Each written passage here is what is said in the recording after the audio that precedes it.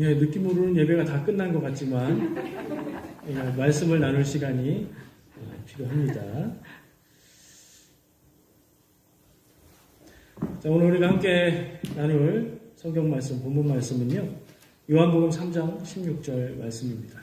왜 갑자기 요한복음? 예, 우리가 묵상하던 순서대로 하고 있지만 오늘은 성탄절이니까 그 순서를 좀 접어놓고 다른 말씀을 준비했습니다. 요한복음 3장 16절, 17절 말씀 같이 공독하겠습니다. 하나님이 세상을 이처럼 사랑하사 독생자를 주셨으니 이는 그를 믿는 자마다 멸망하지 않고 영생을 얻게 하려 하십니다.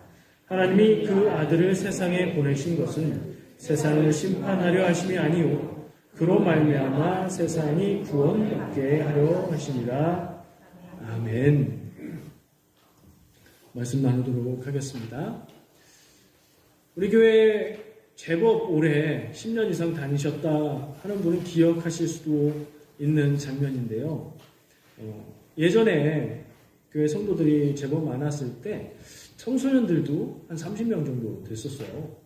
그때 우리가 성탄절을 맞아서 축하하는 오늘 아이들이 했던 것처럼 뭔가를 좀 하자 그래서 청소년부에서 연극을 했던 적이 있어요.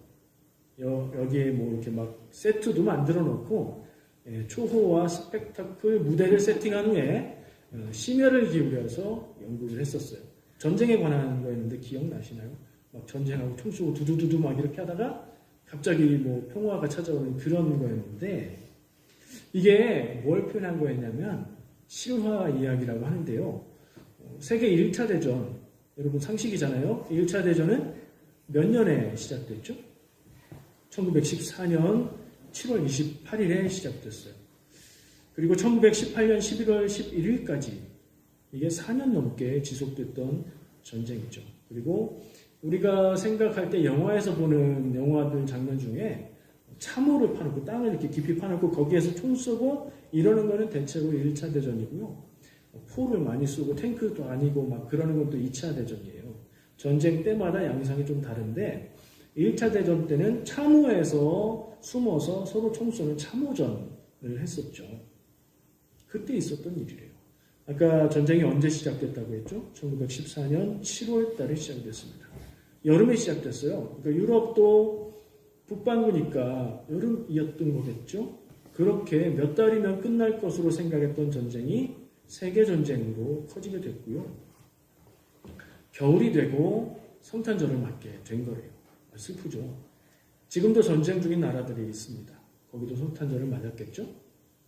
그런 상황인데 이 전쟁에 참여했던 나라들이 대체로 유럽 나라들이기 때문에 기독교 문화를 공유하고 있었던 거예요. 전쟁을 하는 아군도 적들도 다 기독교인들인 경우가 많았던 거고 교회는 다니지 않아도 어렸을 때 우리처럼 성탄 예배 드리고 이랬던 기억이 있었던 사람들인 거죠.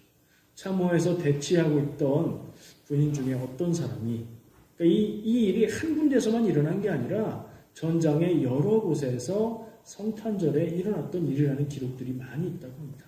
그래서 이걸 가리켜서 성탄절 크리스마스 휴전이라는 말로 얘기를 하기도 한대요.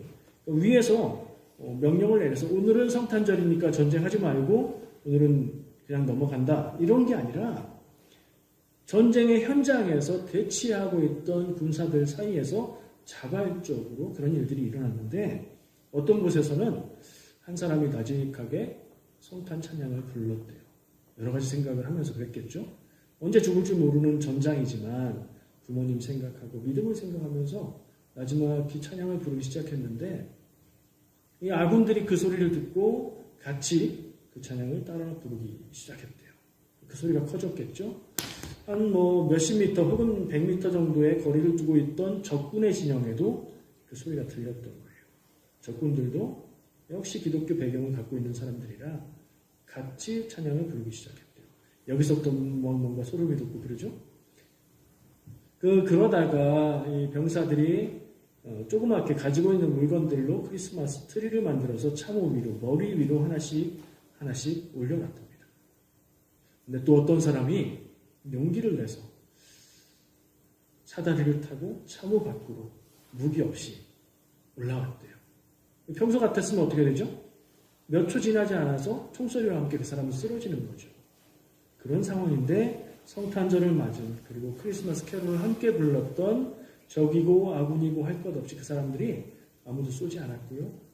이쪽에서 한 사람이 올라가니까 저쪽에서 또 한 사람이 나오고 그러다 보니까 이 사람 저 사람 나오고 장교들이 처음엔 말리다가 자기들도 올라가서 중간점에서 걸어와서 만났대요. 만나서 약속을 하고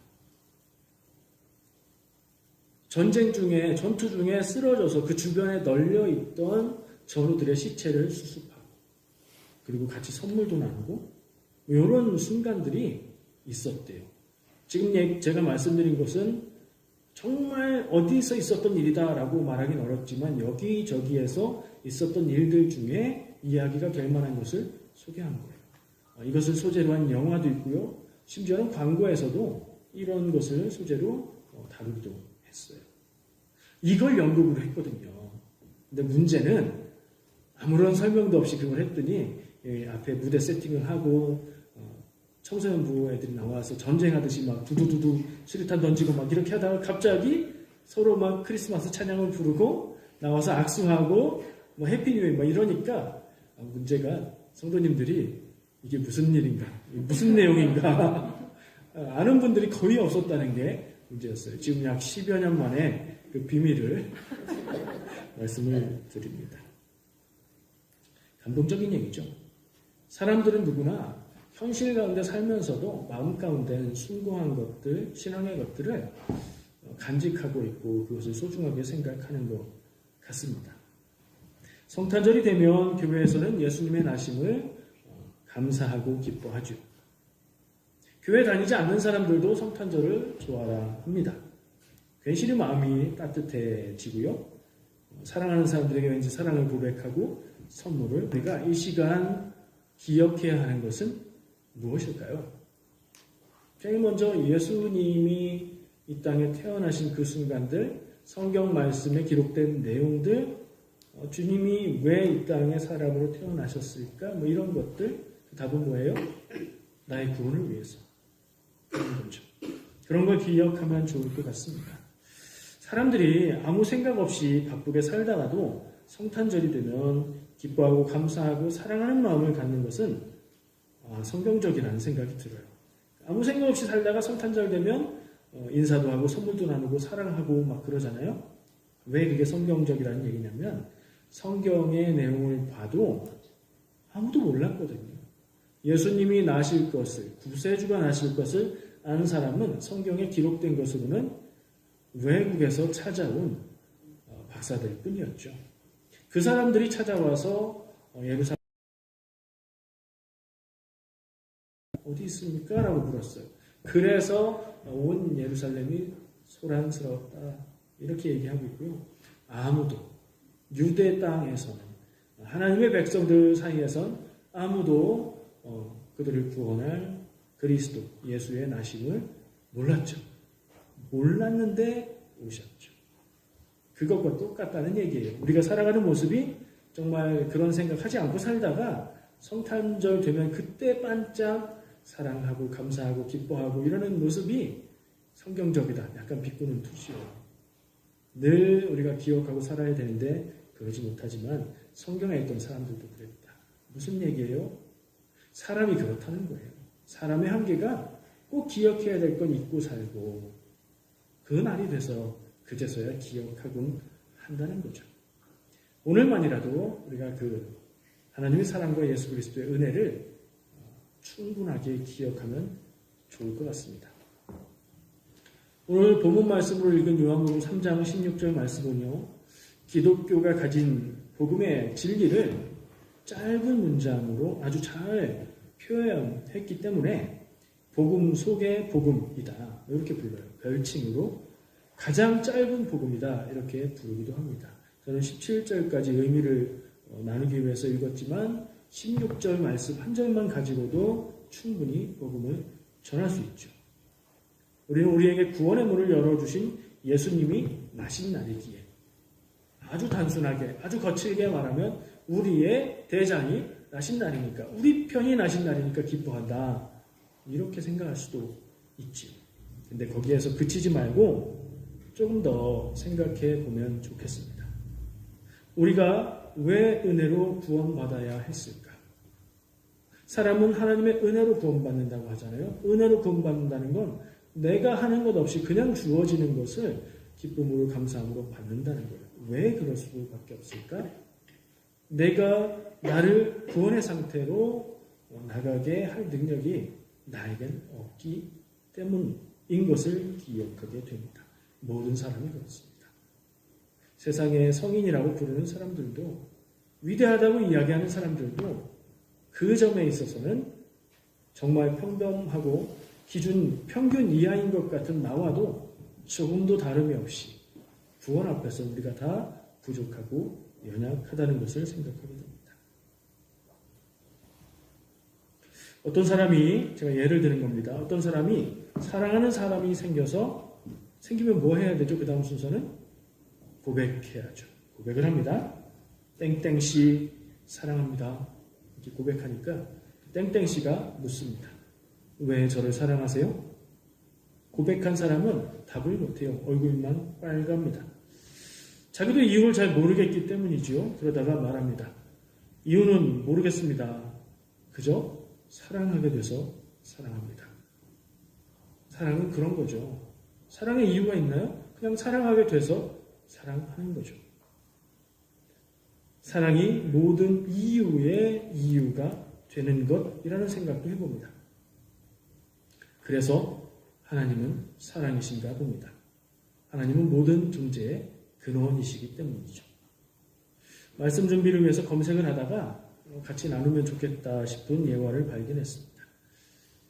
이야기예요. 있었던 일, 실화 이런 거 아니고 이야기인데 어떤 부부가 성탄절 예배를 드리고 집으로 돌아가면서 대화를 합니다. 교회 다니는 사람이죠. 그리고 부부예요. 근데 둘 중에 남편이 더 믿음이 신실한 것 같아요. 아내가 이렇게 얘기합니다. 여보, 나는 하나님이 사람이 됐다는 얘기가 도대체 무슨 말인지 이해도 못하겠고 잘 받아들여지지가 않아. 신앙적인 고민을 얘기할 수 있죠. 믿음이 좋았던 남편은 아내에게 이런저런 말로 설명도 하고 간증도 합니다. 근데 아내는 여전히 잘 모르겠다고 합니다. 이제 집에 도착해서 들어가려고 하는데 화이트 크리스마스였어요. 눈이 많이 왔어요. 집 앞에 새들이, 참새들이 막 모여 있는데 와 예쁘다 하고 가서 보니까 참새들이 날아가지도 못하고 많이 온 눈에 먹을 게 없어서 그런지 비실비실 하고 있었던 거예요. 그 참새의 모습을 보고 남편이 조용히 집으로 들어가서 새들이 먹을 만한 것을 가지고 나와서 새들에게 막 뿌려줬습니다. 이거 먹어라. 새들이 어떻게 했을까요? 허겁지겁 먹었을까요? 아니요. 날지도 못하고 비실거리던 새들이 죽을까봐 있는 힘을 다해서 날아서 도망가기 시작했습니다. 여러분이 그랬다면 어떻겠어요? 그 남편은 새들을 향해서 이렇게 말합니다. 새들아 도망가지 마. 이거 먹고 힘내야지. 그렇게 못 먹으면 너희들 죽는다. 나는 너희를 해치려는 게 아니야. 라고 새들에게 안타까운 마음으로 말을 합니다. 그러면서 혼잣말을 하지요. 너희가 내 말을 알아들을 리가 없지. 내가 새가 될 수 있으면 몰라도 말이야. 그러다가 이 남편이 이 아내에게 설명해 줄 만한 그런 깨달음을 얻었습니다. 아내에게 말을 해줍니다. 여보 이것 봐. 내가 새들한테 말해도 새들이 도망갔잖아. 하나님은 사람들에게 그분의 사랑을 계속 표현했는데 사람들은 하나님을 멀리 떠나기만 했던 것 같아. 그래서 하나님은 사람이 될 수밖에 없었던 거야. 그리고 그 사랑을 십자가에 죽으시는 것으로 표현한 거야. 이렇게 설명을 해 줬다는 이야기가 있었습니다. 예수 그리스도께서 이 땅에 사람으로 아기로 태어나신 이유는 뭘까요? 하나님을 떠나고 죽음을 향해 가는 사람들을 구원하시려고 오신 거죠. 이게 남들이 아니죠. 바로 내 얘기입니다. 우리를 위해 죽으신 일로 우리를 살리려고 오신 겁니다. 예수님의 태어나심의 목적이 사람들을 위해서 십자가에 죽으시기 위한 것이죠. 그래서 우리의 구주 되신 예수님이 태어난 날이라 기쁘기도 하지만 우리의 구원의 일이, 하나님의 일이 시작되는 날이기 때문에 우리는 더욱 기뻐해야 하는 줄 믿습니다. 이 모든 일의 원인은 어디 있을까요? 예수님은 왜 그렇게 하셨을까? 그 원인이 무엇일까요? 예수님이 왕과 왕자의 이야기를 했는데, 보여줬는데 왕이 보냈잖아요. 저는 여기까지 같이 나누고 싶습니다. 이 모든 일들의 원인, 성경에 나오는 모든 말씀과 내용들의 근본적인 원인은 하나님이죠. 하나님은 왜요? 하나님이 우리를 사랑하시기에 이 일들이 다 있었던 겁니다. 그래서 오늘 말씀의 제목이 그가 오신 이유, 그리고 그 이유의 끝은 하나님이 우리를 사랑하시기 때문입니다.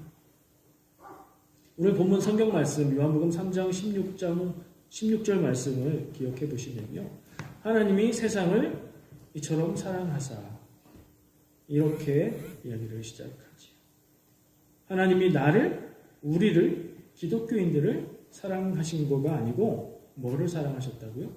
세상을 사랑하셨답니다. 하나님이 사랑하신 것은 온 세상입니다. 성경 말씀에 세상이라고 번역된 그 원어를 보니까 코스모스예요. 가을이 되면 피는 그 꽃 코스모스, 그런 뜻도 있지만 또 다른 의미로는 우주라는 뜻을 가지고 있는 단어죠. 하나님이 창조하신 온 세상, 우리가 알고 볼 수 있는 지구뿐 아니라 온 우주를 다 사랑하셔서 그래서 예수님을 보내셨다라고 얘기하고 있는 겁니다. 사실 우리는 이 내용들을 알고 있습니다. 그것이 복음이고 우리는 그것을 믿기에 구원받은 줄 믿습니다. 그래서 먼저 믿고 그 사랑을 받은 우리는 아직 믿지 않고 아직 구원받지 못한 사람들에게 복음을 전해야 하는 사명이 있는 것입니다. 어린 믿음이라면 내 믿음이 자라는 것이 우선이겠지만 그 목적은 내 믿음이 성숙하고 성장하고 아름다운 믿음이 되어서 아직 하나님을 모르고 예수 그리스도를 모르는 사람들에게 그 구원의 길을 알려주는 것인 줄 믿습니다. 오늘 2022년 성탄절에 우리가 하나님의 사랑을 깊이 느끼고 또 구원의 복음을 전하는 전도자가 되시기를 축복합니다. 기도하겠습니다. 하나님 참으로 감사합니다. 우리가 함께 예배하고 예수 그리스도가 이 땅에 오신 것 무엇을 위함이었는지 기억하고 그 원인이 무엇인가 함께 나누었습니다. 하나님은 사랑이시고 하나님이 그 사랑으로 온 세상을 사랑하시고 그 안에 나도 있어서 나를 위해서 예수 그리스도를 보내주셨음을 우리가 느끼고 믿게 하여 주시옵소서. 예수님의 이름으로 기도합니다. 아멘.